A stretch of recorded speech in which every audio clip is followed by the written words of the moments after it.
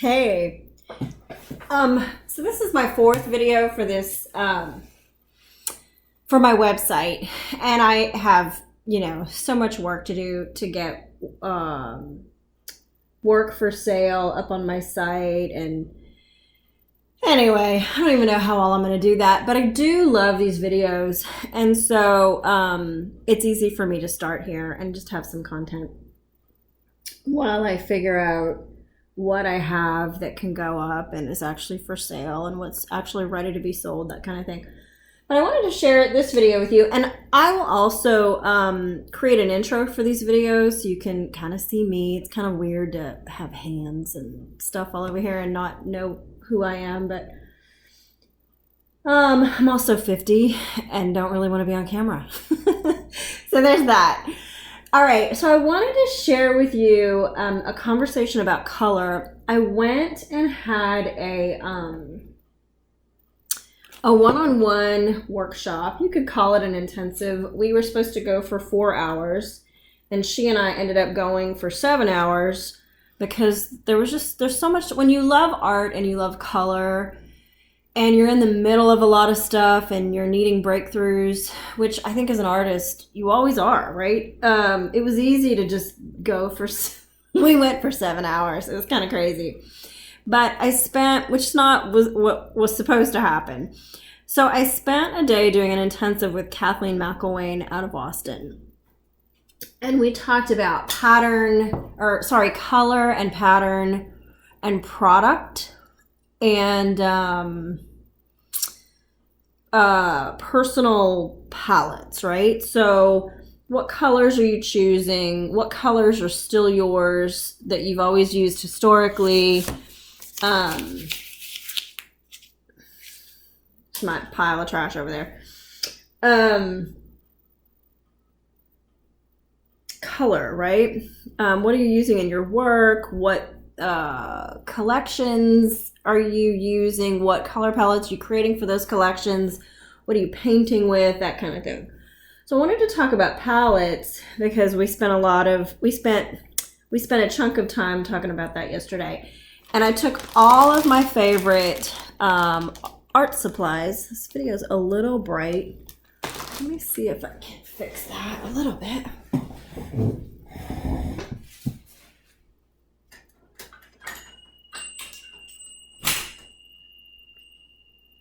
Maybe not from here.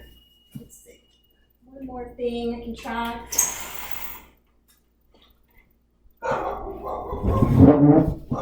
And my neighbor dogs. They're desperate for my attention. So when they hear me inside, they have to bark and let me know they'd rather be playing than whatever the heck it is I'm doing. All right, so one of the things, so I took all my art supplies that I had in my studio, and we didn't get through all of it, but the big goal was to get through my colors and really choose a limited palette to play with for a while in my work. And I'll end up making a couple of those. But the one thing I did as we went through my paints, I don't know why I hadn't done it, because I hate wasting things. But I have I had out of my whole palette, which is really I'm missing some colors, but all I have in paints, watercolor paints, are really only these colors. That's not a lot. And then I had all this student grade, it's not even student grade, it's just garbage paint I had picked up early on, right? And I hate if you see anything in here that's yours. Like I really used this Montmartre Vermilion over and over and over again. It does get pretty dry if you put it in a palette, but I liked the color. And there's a Gamboge in here that I liked that I couldn't find in a good brand when I was at the store. So I just, picked up what I could, but that's all going to Goodwill or the garage sale pile or whatever. So clean out my paint. So now all I have is this and then whatever's laying in here that I'm going to discuss. So not a lot, but a good collection of paint that left me with this new palette. And let's go through these. This is Daniel Smith's So we were looking through my stack of work that I'd done probably over the last 6 months that was just laying around. Hadn't done anything with it. I'm like, what do you see here that I'm looking at this pile going, what do I do with this pile? Do I cut it up into leaves and make collages out of it? I photographed it all in case I want to use it as a background. And I'm not doing anything with those. What do I do with this pile? And so we went through the colors, and I love orange. And one of my favorite colors to work with is Daniel Smith's transparent orange. And she gave me Daniel Smith's Paranone orange, and then pulled back out for me vermilion. And I really love Daniel Smith's organic vermilion. I also have in my collection a cadmium scarlet, which is in this same range. So I'm going to play with all 4 of these. She really noted for me that cadmium paints are toxic. So I have a tube of this. I'm going to go ahead and use it up and then not buy any more cadmiums, which is a shame because I do like these colors, but I don't want to buy toxic paint. I don't want to have it in my palette. For the last year and a half, have been using a lot of quinacridone pinks and reds, along with alizarin crimson, and I didn't put any of those in my palette, in this palette. So here's a limited palette to play with. I left out the pinks. She gave me 2 new pinks, which are Holbein's Brilliant Pink and Shell Pink. I'm going to do a different palette with those. A very bright, playful, colorful palette. This one's kind of masculine.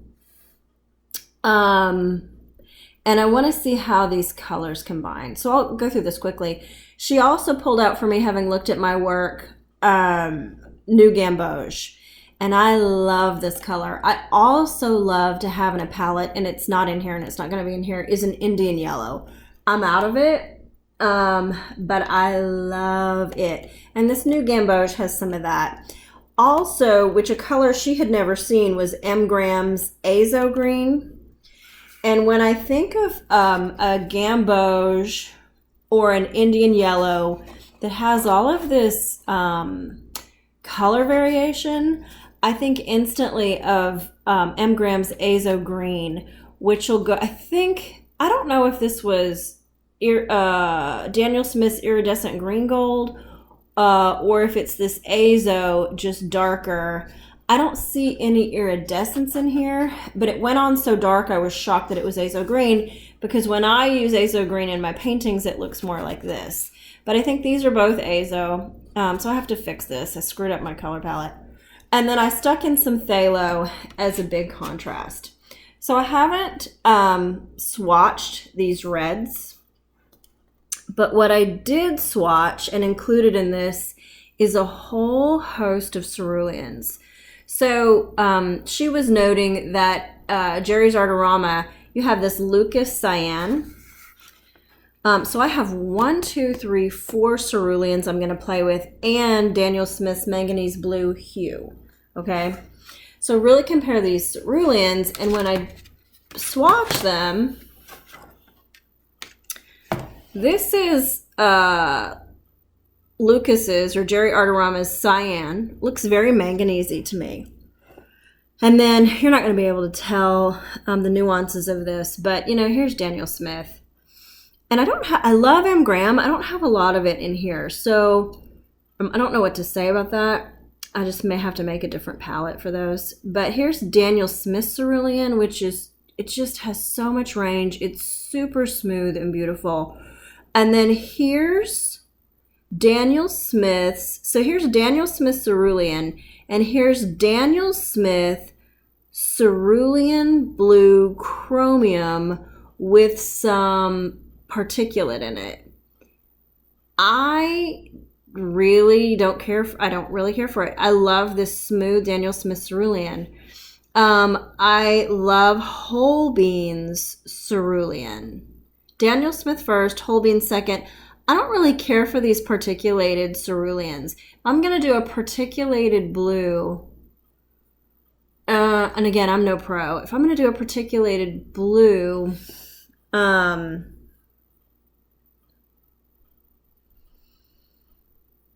I'd rather it be like not that phthalo's particulated, but it's gradiated, right? Maybe that's particulated, but it's great. It's that smooth with gradation that I just love in the phthalo. So I'd probably go to a phthalo, which is kind of this same color range, but you don't get these chunks and you can feel the particles. You get this gradation, which I just go crazy for. All right, and then, so that's the only blue I have in this palette. I'm really grateful to compare how these work when you mix them, and to have a range of just cerulean. And then this phthalo turquoise, I included. It's very different. I'm not sure I love it. It's a Daniel Smith color. I'm not sure I love it. And then an indigo, which I don't have any of. So I'm going to have to do some research on what watercolor indigo do I buy. I'll read some reviews and watch some videos and see if somebody's compared those. I only have one violet, and that's Perylene Violet. So here's my blue indigo violet. I do have a neutral tint, which often comes out purple-ish. And of course, I Live and Breathe by Daniel Smith's Moonglow. So that's here. My swatch did not get much range, but Moonglow has a huge tonal range. So I haven't swatched my reds. I may do that with you here in a minute, but I don't have a setup where I don't have an overhead camera set up, so I don't know what the value of that would be, except that I can't wait to see them. All right, so this is a personal palette for me to work with. She and I are going to meet again in the spring and talk about painting watercolor technique, but in the meantime, I really wanted to get a very limited palette, and this ended up being a very primary palette with these reds, yellows, and blues. And then I have, this phthalo green and these, I think it's Amgram's Azo green, which will be interesting. Okay, so then the color palette she had made for me, it's very interesting actually. The color palette, and she does this great setup with her palettes. And I'll show you my palettes before I end this video, and we won't go long. It's been 12 minutes. Maybe we'll go 3 or 4 minutes. But the color palette she had made for me is a primary secondary palette. Yellow, red, and blue. I think she gave me 2 violet, or another blue and then 3 greens. So I don't know what's here. An orange. She really noticed that when I paint, I love reds and I love oranges. I love the violets. And then I've been using the pinks, but I'm going to get away from the quinacridone and the alizarin for a while and try some softer pinks. And try working without pink, because I do actually do a lot with pink. And then she gave me, oh, this is great. I need to pick this up. This is a burnt orange sienna, I think. That's just really beautiful. I should probably, I don't know, I can't fit it in here, but this is a beautiful color. And then she gave me a black. And the blacks that she recommended, that I'm so grateful for. This is why you do workshops. I'm so grateful to have these kind of recommendations. She gave me a lunar black, peach black. I think that was it. We talked about brushes. Yeah, this is quinacridone burnt orange, which I can't wait to get my hands on. That is a beautiful color. Talked about paper. Talked about some industry contacts. Talked about markers. Pentel's India ink with the black cap, and Pentel's Finite marker. A Molotov One for All, and then a set of Posca markers might be fun. 100% cotton paper. She loves hot press, and then Fluid 100 extra white. She likes hot press paper. Lucas's burnt sienna, also with that quinacridone burnt orange. She loves Rembrandt, M. Graham, and Holbein. She also had some Grumbacher she liked and some Daniel Smith. That no cadmiums and the brilliant pink and shell pink. Right, those are all my notes. All right, so I want to talk about this azo green again. What I thought I had laid down on accident was this Daniel Smith's Iridescent Aztec Gold, because these tubes look like exact. I wish I could handle the light in here is terrible. But these tubes, although they look different on camera now, Daniel Smith's Iridescent Aztec Gold and M. Graham's Azo Green look similar, more similar in person than they do on these tubes. So I thought I'd accidentally laid down some iridescent green, because Aztec Gold, because I wasn't used to my Azo Green being this dark. I think of being this dark. I think of Azo Green as being this color. So anyway, I wanted to show you those two. I like to use both of these. I'd like to use them more often. And then let's talk about these yellows. Somebody a couple of months ago in a video had mentioned Perylene Violet and Hansa Yellow Medium together, and I go crazy for this combination. This is a fabulous combination. But when picking yellows, she picked New Gamboge for me. I also included Hansa Yellow Medium because I love it in this combination, and I put my Perylene as my violet. But I also love, so the Gamboge, the Hansa Yellow Medium. I love an Indian Yellow, and I love this Bismuth Vandante Yellow. I love this color. It's not on this palette. I'm going to put it in that shell pink palette when I get my hands on that. And then a plain lemon yellow. Lots and lots of people swear by lemon yellow, especially when you combine it with these ceruleans, because it gives you a really beautiful green. But I just stuck with the Hansa and the Gamboge in this palette. So creating a nice limited personal palette that you only do art from that for a while, and so that you get to know your colors.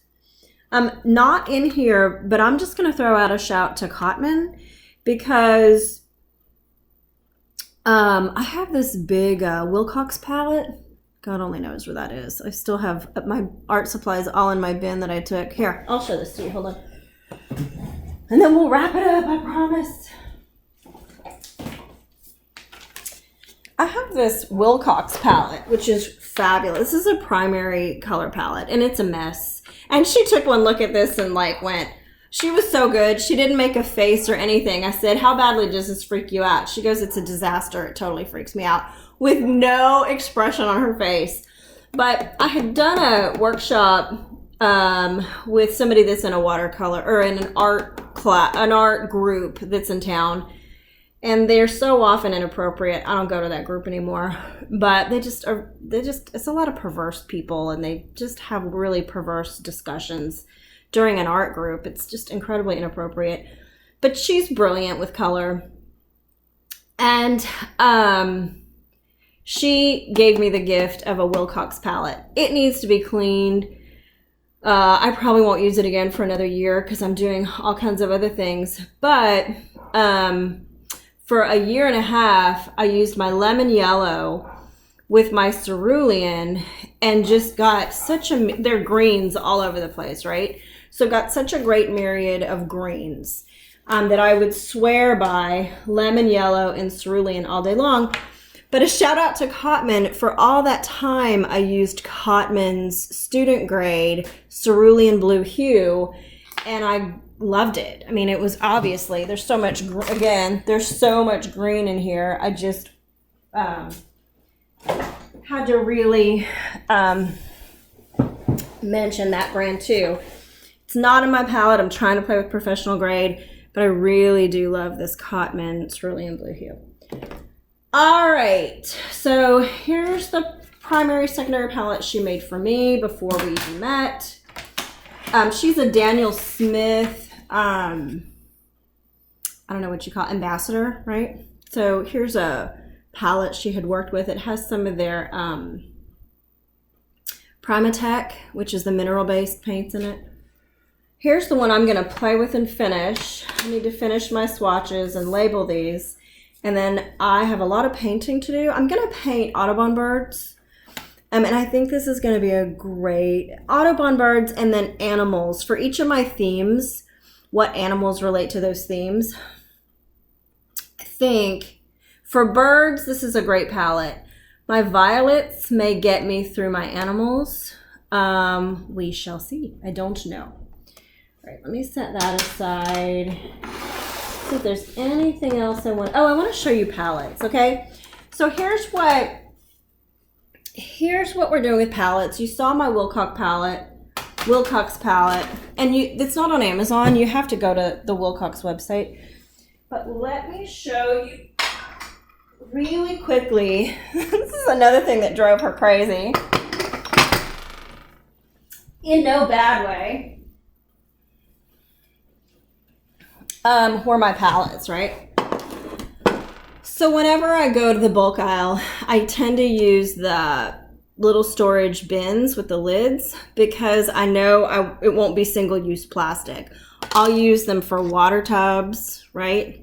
If I don't take them back to the store and refill them, I always wash them, and I'll either go reuse them at the store, which is the best thing to do with them, or they become water tubs and pallets, right? So aside from these, I have favorites that I buy from World Market. This was like a cheap, like somebody gave me a cheese, like a pretty cheese for Christmas or whatever, right? Cropwell Bishop Creamery, it's out of somewhere, who knows? So that became a palette with a cheese container with a porcelain lid. Tell me I'm not going to use that. And then I have a stack of these that I got on Amazon. I love this. And then I have a sort of a big version of that's a planter that I just filled with drywall patch. And then these are glass palettes. These should not be stacked like this, but they went to Austin with me. These are glass candle holders that I got at the dollar store. So as a newbie, this was a chipped plate that I love. I can't wait to sort of finish it. I hate to waste paint, so these will stack up. And I pretend I'm going to go back and use all these colors, which sometimes I do. And then these I get at World Market again. Again, they have little splotches of paint on them. When I would use a limited color palette, when I would want to go to paint something and really want to limit my color palette, I would put maybe a dot of 3 different colors and then work from there, right?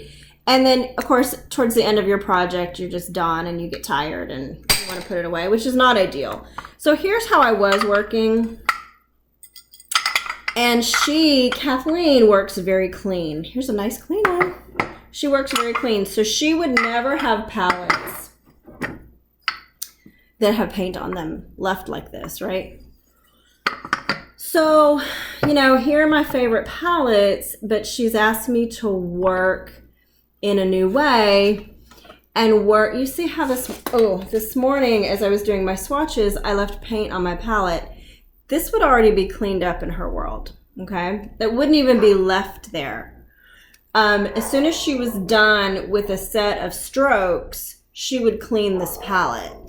So not only having a new color palette, but literally, kinesthetically or physically, how do you use your palettes, right?